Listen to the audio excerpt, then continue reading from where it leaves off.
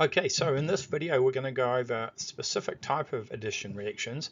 That's addition reactions of hydrogen halides and water to asymmetric alkenes. Okay, first up, let's look what happens when we add hydrogen chloride, that's our hydrogen halide, to a symmetric alkene. Now, when we talk about symmetric, we're really looking at the middle of the double bond, and if we rotate this 180 degrees, will it end up looking exactly the same? And you can see that this molecule does.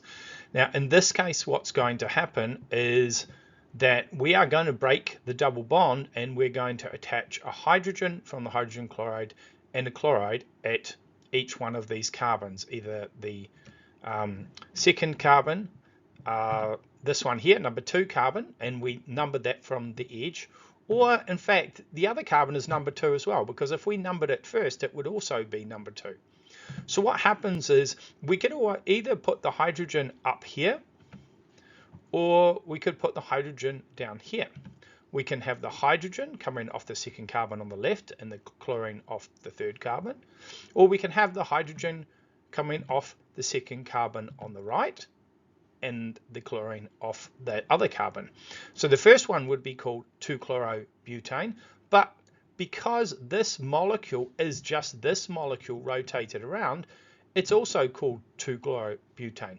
So whether we put the chlorine off this first carbon here or the second one here, we are going to create exactly the same molecule, and so it doesn't matter where the chlorine attaches on the first symmetrical molecule, where the hydrogen will always get just one type of product. However, let's have a look at an asymmetric alkene. Is an alkene with a double bond and a hydrogen chloride.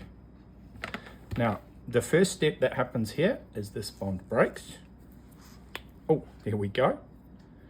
Okay. And the hydrogen, this one, the hydrogen, attaches to the carbon with the most hydrogens. That's this one.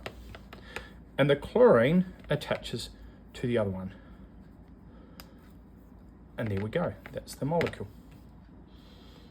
Because in an asymmetric alkene, we have two possible products.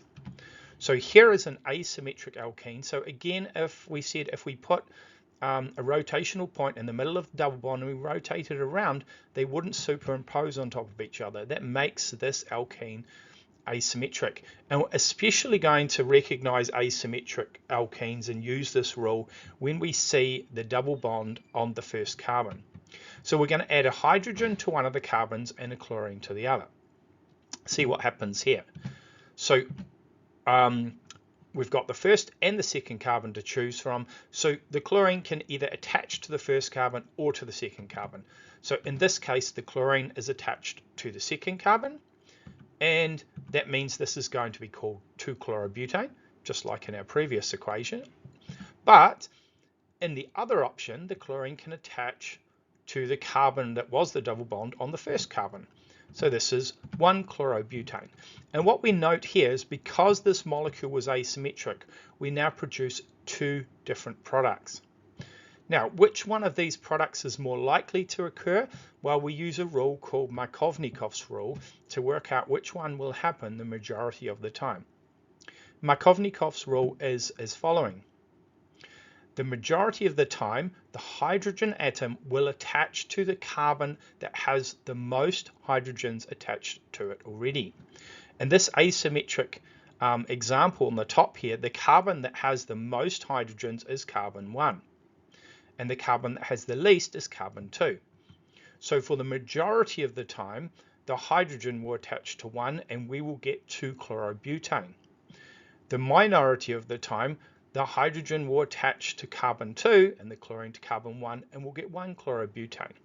Now what they mean by majority and minority is if there were 1,000 of these molecules and the reaction happened 1,000 times, you might get 750 of 2-chlorobutane, the majority of the time, and 250 of 1-chlorobutane. One is more likely to happen than the other. So, explain why but1ene forms two different products when it is reacted with H2O. H plus. Now we can see that H2O obviously breaks apart to make OH minus and H. And remember that H is going to attach to the carbon that has the most H's the majority of the time. So here's an example of the equation. Let's draw that first.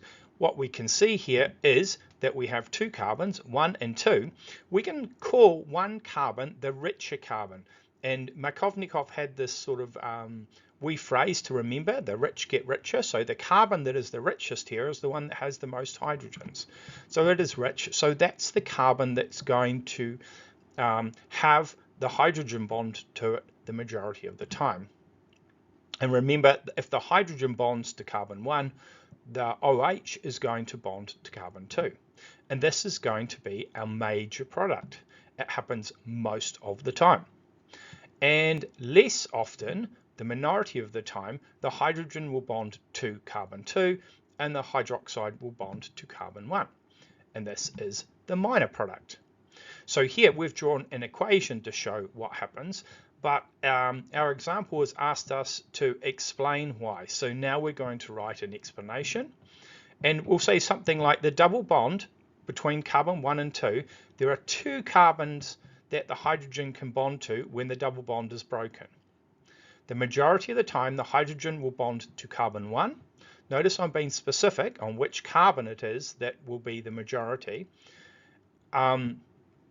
And it has more atoms attached to it, right? That's why, because we don't say it's because the rich get richer. We actually have to be quite specific here and say it's the carbon that had the most hydrogens bonded to it. That's why the hydrogen will bond to it the majority of the time. The OH will bond to the C2 carbon, forming the major product, butane-2-ol. See, this is butane-2-ol. The minor product is butane-1-ol, and it will be formed when the hydrogen bonds to the second carbon. So that's our explanation. And that's asymmetric alkanes, how we add hydrogen halides or water using Markovnikov's rule. Hey, thanks for watching this video. Hopefully this has made you more confident with your chemistry. Don't forget to like, subscribe, or leave a comment about anything that you want to with this video or any questions you have. I'll see you later.